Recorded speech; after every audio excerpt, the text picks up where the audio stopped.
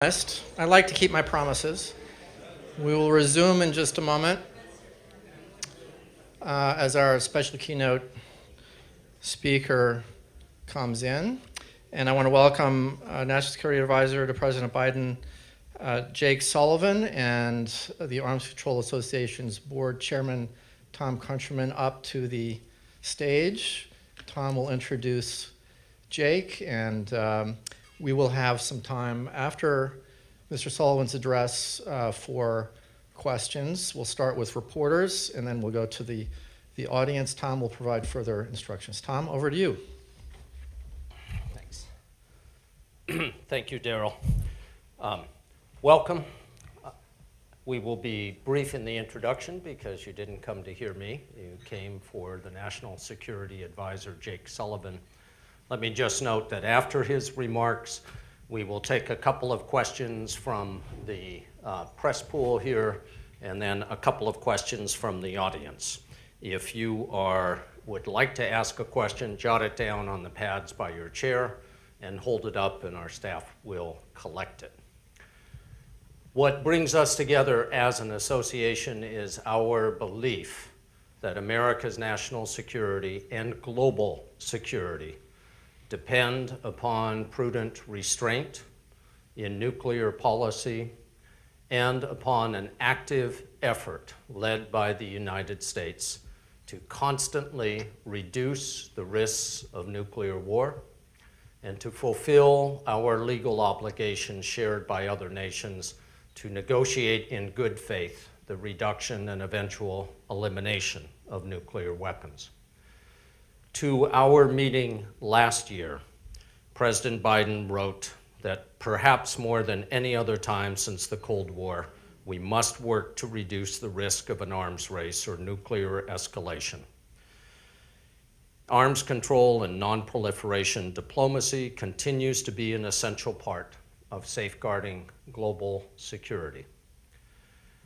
I think it's a good thing that we've never had before a president with such long and intense experience in nuclear policy as our current president. I think that President Biden is fortunate to have Jake Sullivan advising him on these issues, and we are both fortunate and honored to have him here today. Please give him a good welcome. Jake. Thank you.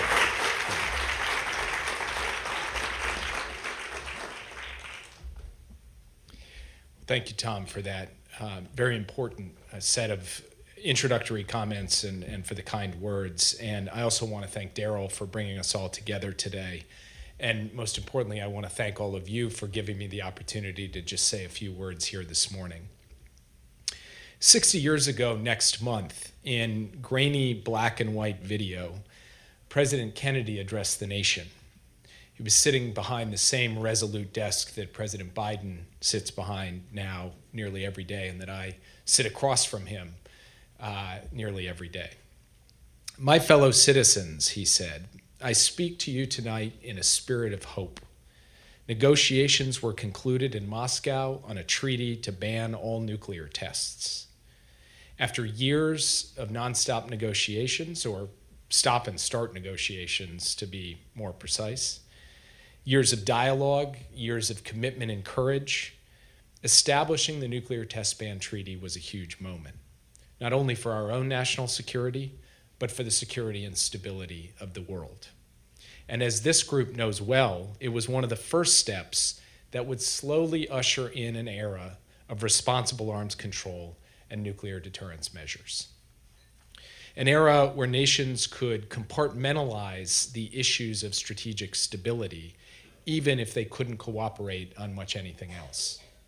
An era where adversaries could disagree and debate across basically every domain, but could find ways to work together to limit nuclear risk. An era where world leaders chose transparency even during times of tension, especially during times of tension, because what was at stake was too important, too vital to our shared future. That is the foundation of nuclear stability and security that we've depended on for decades. And it's the foundation that the Arms Control Association has helped to uphold across generations. But over the last few years, that foundation has begun to erode.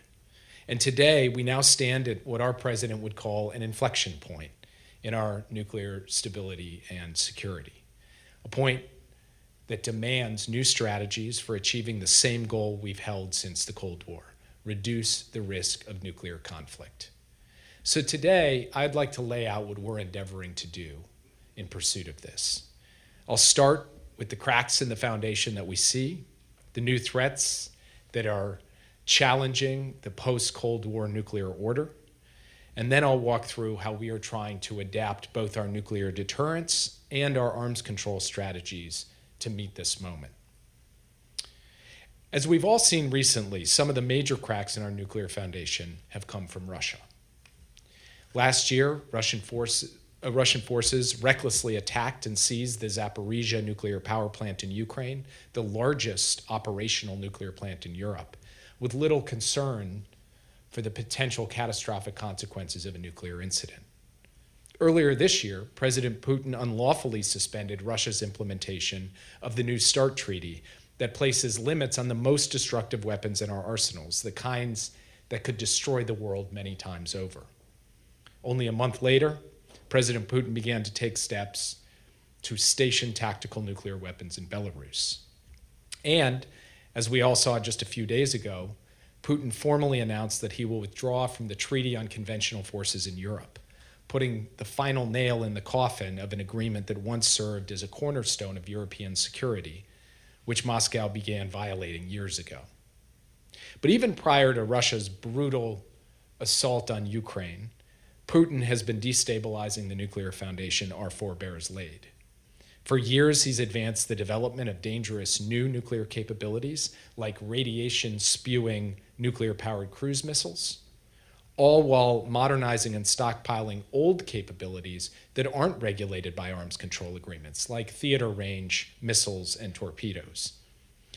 Russia's actions have been dealing body blows to the post-Cold War nuclear arms control framework. But it's not just Russia that we have to look to consider the full scope of the context we find ourselves in today with respect to nuclear security and stability. We've also seen a change in approach from the People's Republic of China. By 2035, the PRC is on track to have as many as 1,500 nuclear warheads, one of the largest peacetime nuclear buildups in history. But unlike Russia, who is threatening to walk away from the negotiating table, from the arms control agreements our countries have relied upon for years, the PRC has thus far opted not to come to the table for substantive dialogue on arms control. It has declined to share the size and scope of its nuclear forces or to provide launch notifications. And it has not shown much interest in discussions regarding the changes it is making to its nuclear forces. Simply put, we have not yet seen a willingness from the PRC to compartmentalize strategic stability from broader issues in the relationship. And that compartmentalization, as I noted before, has been the bedrock of nuclear security, indeed strategic stability, for decades. Finally, we're seeing increasing nuclear threats from the DPRK and Iran. In the last year alone, Kim Jong-un declared that he aimed to have, quote, the world's most powerful nuclear arsenal, announcing plans to ramp up the development of everything from tactical nukes to ICBMs to unmanned underwater nuclear weapons. He announced a sweeping new nuclear forces policy law that would permit Pyongyang to use nuclear weapons first against non-nuclear states in direct violation of the Nuclear Proliferation Treaty, the NPT. And he has tested more ballistic missiles than any other period in the DPRK's history. On Iran, after the previous administration's departure from a deal that put strict limits on Tehran's nuclear development and prevented it from obtaining a nuclear weapon, Iran's nuclear program was left unconstrained. As a result, Iran is now operating more advanced centrifuges. It has enriched more uranium, including at levels closer to weapons grade, and it has done so with less international monitoring of its program than when it was under the strict constraints of the Joint Comprehensive Plan of Action.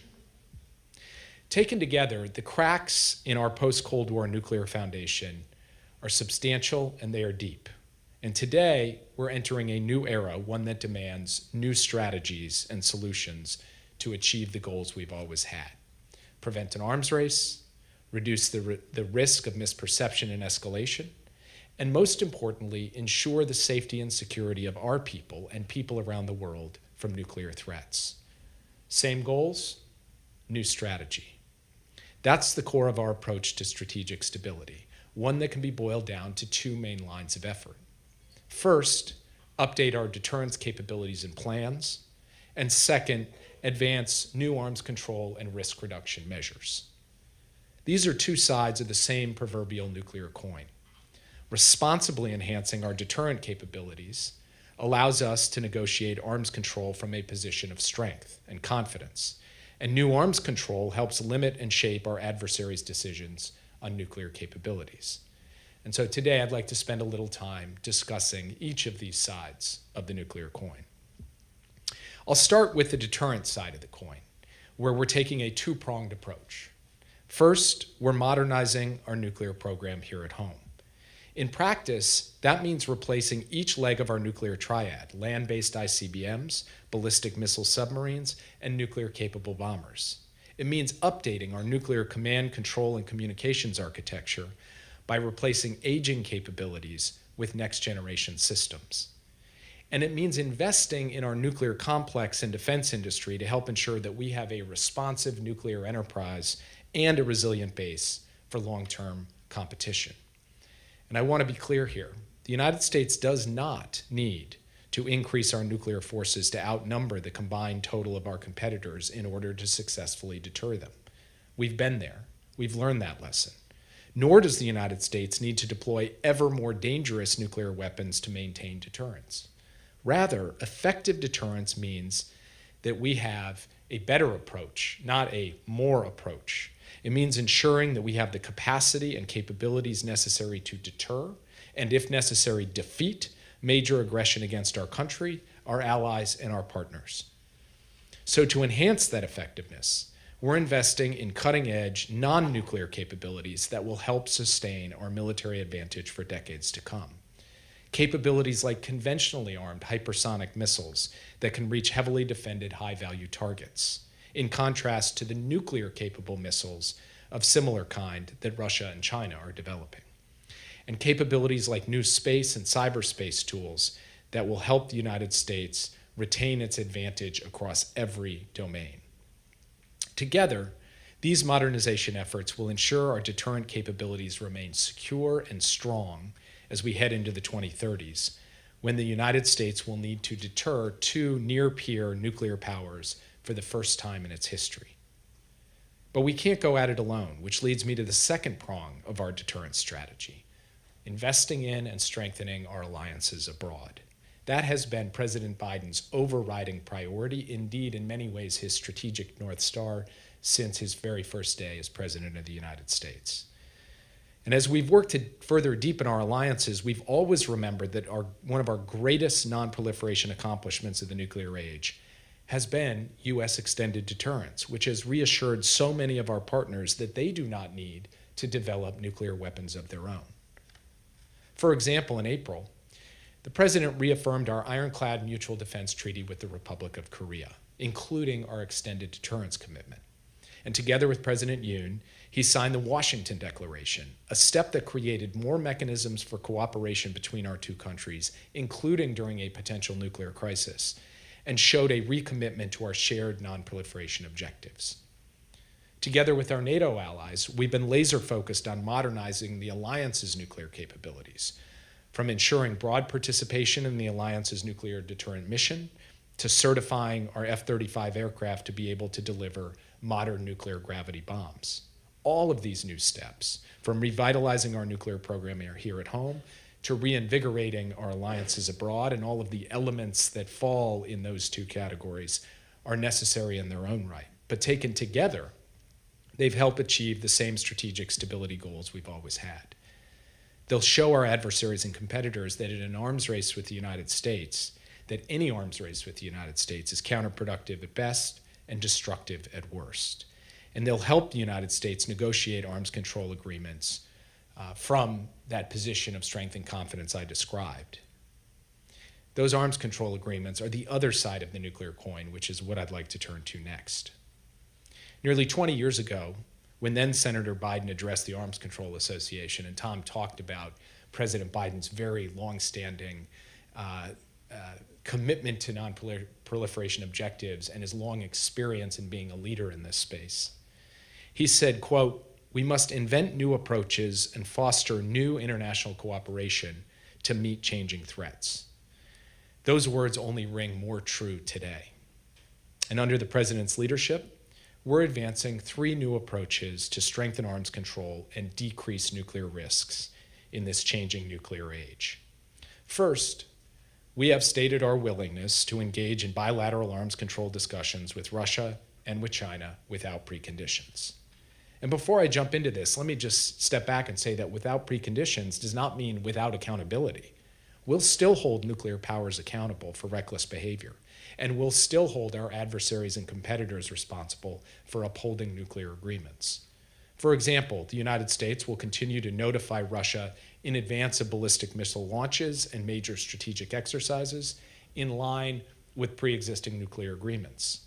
But yesterday, we adopted lawful, proportionate, and reversible countermeasures in response to Russia's violations of New START, including suspending our day-to-day notifications to Russia that are a part of the treaty. These steps will help guarantee that Russia does not receive benefits from a treaty they refuse to abide by, and that the principle of reciprocity, a key tenet of strategic arms control, is upheld.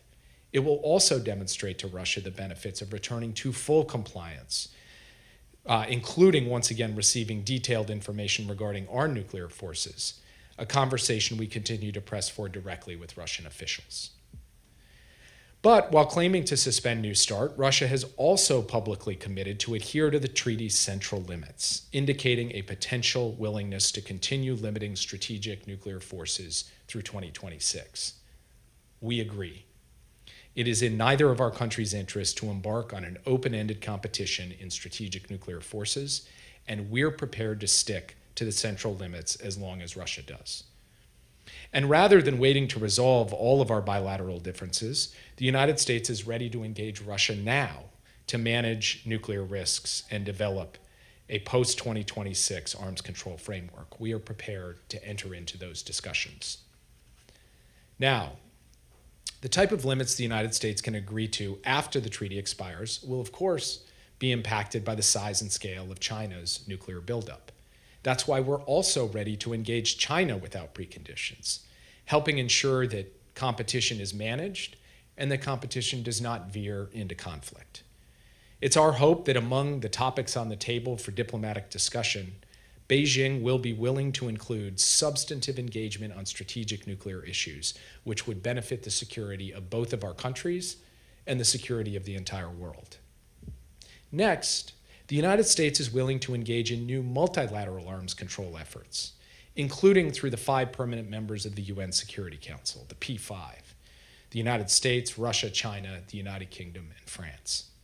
We're under no illusions that reaching risk reduction and arms control measures in that setting will be easy, but we do believe it is possible.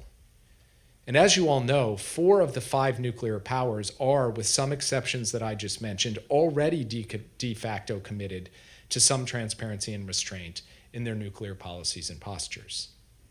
The US, the UK, and France have also all demonstrated their commitments repeatedly to responsible behavior. And some of the P5 have nuclear agreements with each other. For example, the US and Russia have a ballistic missile launch notification agreement with each other, which I mentioned before. So do Russia and China. But these existing agreements are limited and piecemeal. We can do more. The P5 provides an opportunity to manage nuclear risk and arms race pressures through a mix of dialogue, transparency, and agreements. For example, formalizing a missile launch notification regime across the P5 is a straightforward measure that is simply common sense.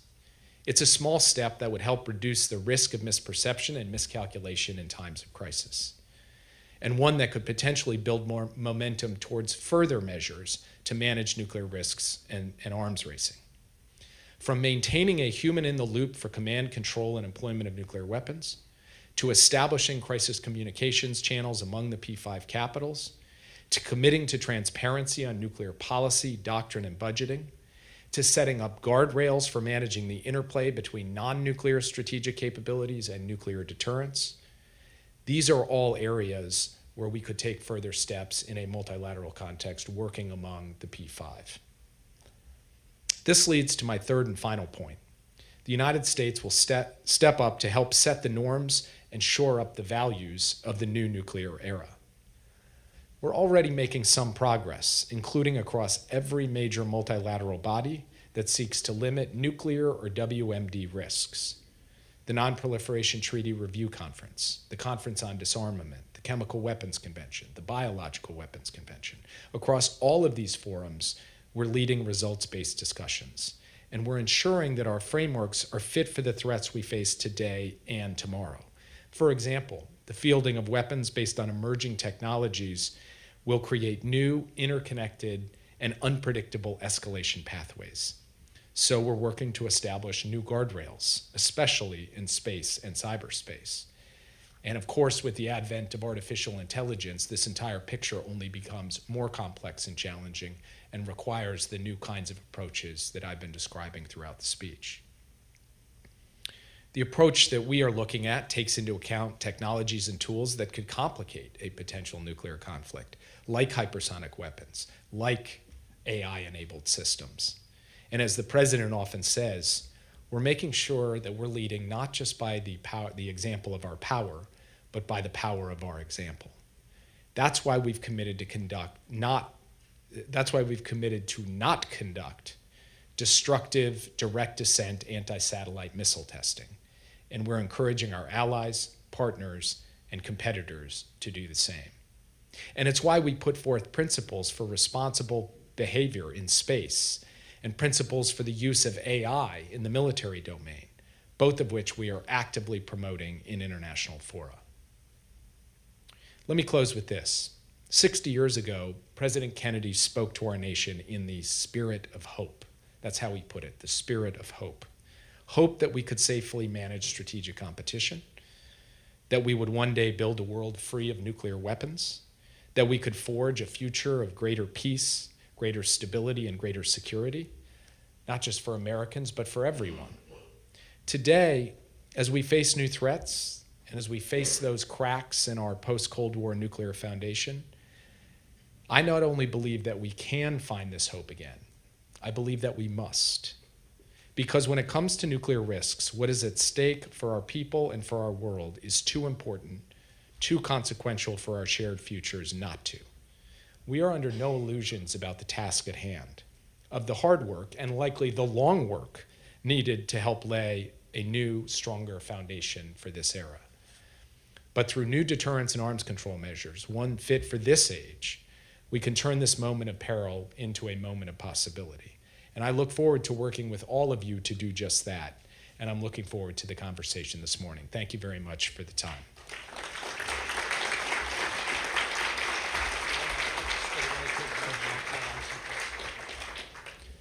Thank you very much, Jake.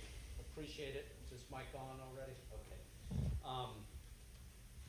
I'm certainly heartened to hear that the U.S. remains not just open, but committed to activist search for solutions. I think you covered so many topics, there's going to be a lot of questions, and we're going to start, I think, with a couple from the press. Let's go with Michael Gordon.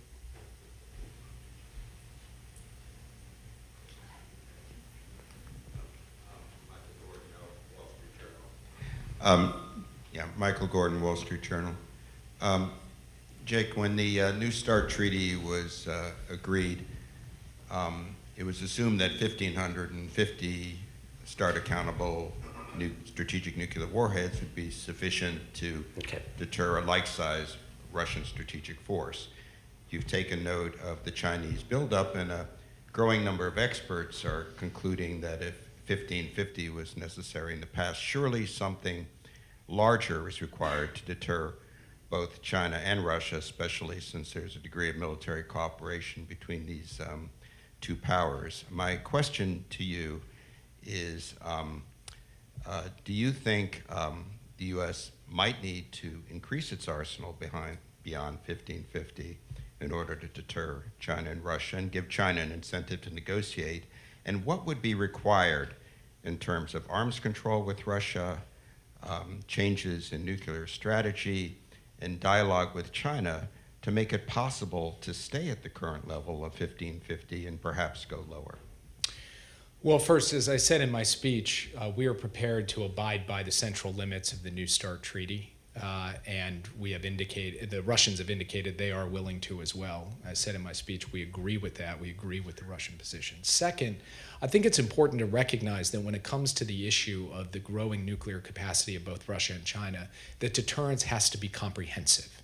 And that means modernizing our nuclear arsenal, as I described before. It means investing in extended deterrence in our alliances, as I described in the speech, and it means increasing our non-nuclear conventional strategic capacity in ways that help enhance our overall deterrence too. And we think putting all of those pieces together, we believe in the current context, we have the number and type of capabilities today that we need. I can't speak to every context and contingency way out into the future, but as things stand today, we believe that we have what we need. In terms of the question on China and what it will take, look, the very first thing that is necessary is for us to get this conversation going in a real way.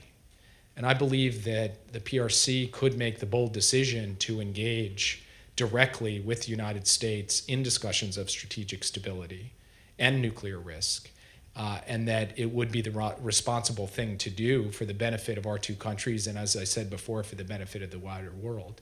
Once in that conversation, the question of each side's leverage, incentives, carrots, sticks, and so forth can be defined, but we have to pass that first threshold first, and we have not, as of yet, seen the PRC be willing to engage in that conversation. Okay, we'll have time for one or two questions from the audience if we keep questions brief. Let's stick with the media. Jonathan Landay. Thank you. Jonathan Landay with Reuters. Given Russia's recent actions, its invasion of Ukraine, its rhetoric, its nuclear saber-rattling rhetoric, the suspension of New START, why do you think Vladimir Putin would be even interested now in discussing nuclear risk management and a follow-on to New START? Well, first I would point out, as I did in the speech, that throughout the Cold War, our Soviet adversaries engaged in all kinds of military aggression, adventurism, destructive and brutal practices, and engaged in arms control discussions and strategic stability discussions with the United States of America. The Soviet Union and subsequently Russia were able to compartmentalize the issue of strategic stability and nuclear risk as it related to the two largest nuclear powers from other policies that they were pursuing and other issues in the relationship between the United States and Russia and previously the Soviet Union. So I can't predict exactly what Vladimir Putin will do, but there is a track record of our two countries being capable of engaging in these kinds of discussions in a way that serves our respective national interests and the broader common interest.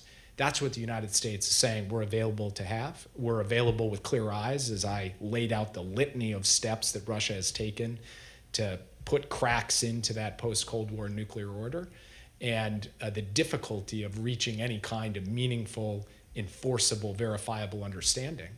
I said it would be hard work and long work, but the notion of Russia being prepared to at least engage in the conversation is rooted in the historical experience of our two countries.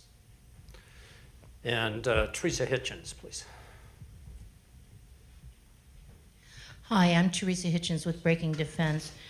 Just yesterday, Defense Secretary Austin bemoaned the fact that China has been unwilling to engage in military-to-military communications across the board, from activities in the South China Sea all the way to space.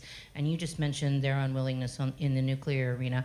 Do you have any insights into how, or can you share any insights into how the administration hopes to be able to break that impasse? Because right now you have silence on the other end. Look, ultimately, China's a sovereign country. It's going to have to make its decisions about whether to engage in the kind of responsible military-to-military dialogue that is necessary to manage competition responsibly and reduce the risk of conflict. We can only do what is right and responsible and rooted in our national interest, and that is to say, we're available for that kind of dialogue. We're available for building those military-to-military mechanisms. We're available for crisis communication, and we're available for strategic discussions about everything from space to cyberspace to nuclear stability. That's something we say not to come out and demand something from China or to, get down and beg for them to come talk to us. We just say, we're ready to talk when you're ready to talk. And frankly, the rest of the world should look at this question and say, what does it mean to be a responsible, significant power in the world? Doesn't it mean actually being prepared to engage in military-to-military communications, particularly where our militaries are operating in close proximity and where these strategic issues have deep and fundamental stakes for the entire world? I think most countries would answer that yes. I had the opportunity to spend 2 days in Vienna with Wang Yi, the Politburo lead for foreign affairs in the PRC system. And without going into the details of that conversation, which I think both he and I are respecting the discretion of, this was a topic I broached with him. I thought that we had a candid discussion on it, and we will continue to indicate our willingness to participate in these discussions on a going forward basis, and we'll see what the PRC chooses to do. Thank you. We've received several questions from the audience, more than we can share, but I'll give them to you for as much time as you can give us, and you've been generous already. First, you've seen Senator Cotton's bill to pull out of New START and significantly hamper future arms control efforts as we approach the National Defense Authorization Act. What is your message to Congress on why efforts such as this are counterproductive? Well, first I will send them a copy of the speech so that maybe they can all read it. I'm not going to comment on any particular piece of legislation that's been put forward, only to say that we believe that remaining in the posture where we are prepared to pursue meaningful arms control agreements has had a long bipartisan history in this country. President Biden knows that better than anyone, having worked with Republicans on many of these. And when New START was passed, of course, it was passed on a substantial bipartisan basis, including with the stewardship of one of the then champions of the Senate Foreign Relations Committee, Senator Lugar of Indiana. And so, we would make an argument for a continued bipartisan commitment to this core tenet of America's national security strategy, which is the willingness of the U.S. to engage in reciprocal, verifiable arms control arrangements. And we will continue to make the case that anything that would inhibit that or block that would not be in the American national interest. Okay. Thank you. What happened, the second question, what happened to candidate Biden's advocacy of a sole purpose nuclear doctrine? That is, the sole purpose of U.S. nuclear weapons should be to deter or respond to nuclear threats against the U.S. or its allies. Well, as you all know, when President Biden came into office, he immediately directed his relevant national security cabinet agencies to engage in a nuclear posture review, which is the responsibility of a new president when they came in. And that requires looking at both the context in the world and taking a hard look at our own capabilities and posture at home. And when he took a look at that, and he sat down with Secretary Austin, Secretary Blinken, Chairman Milley, and other key players in the nuclear security enterprise, he reached the conclusion that the declaratory policy as set out in the Nuclear Posture Review was right and fit for purpose for this moment. And we believe that it indicates continued commitment from the president's perspective to try to, on the one hand, ensure a credible deterrent, and on the other hand, work to reduce the role and risk of nuclear weapons in the United States on a in the world on a going forward basis. Okay. Finally, I wanted to note that we have with us as our lunchtime speaker, Austrian Ambassador Alexander Kement, one of the driving forces behind the Treaty on the Prohibition of Nuclear Weapons, which, as you know, is a new element in the global nuclear risk reduction equation. Does the Biden White House welcome this treaty's contribution to reducing nuclear threats. Hi, Ambassador. How are you? So, President Biden was recently in Hiroshima, Japan, and he wrote an inscription at the Peace Memorial where he wrote about a future that we can all one day work towards, of a world without nuclear weapons. That is something that he supported as vice president and long before that, and continues to look to that future. So the basic principle, the basic thrust of efforts to work in that direction are not inconsistent with the Biden administration's approach to these issues, but the particular instrument, of course, is quite different from what I just described in my speech. And so we have our policy that we are pursuing. Others are putting forward different ways of trying to ultimately get to that long-term objective. We believe that we do need to deal with the challenges and threats that we face and confront in the national security landscape today, and that requires these two elements, as I laid out in my speech, a nuclear deterrence element and an arms control element. And so I'll leave people to judge for themselves rather than try to get into a debate here as to how that kind of relates to these other efforts like the treaty that you described. Okay.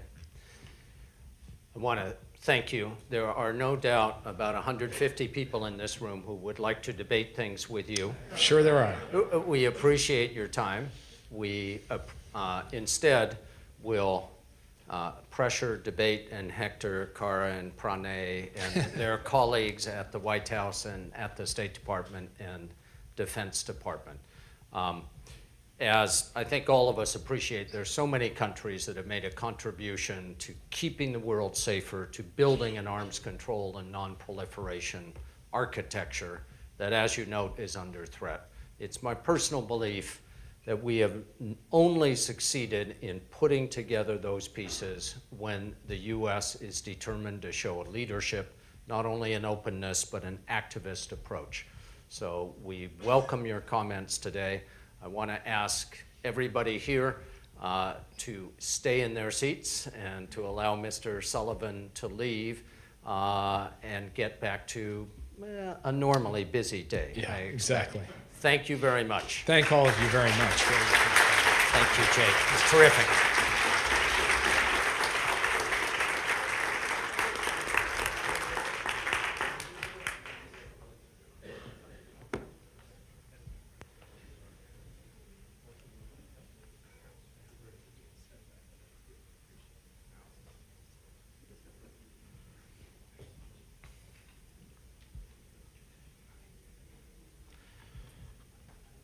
Okay.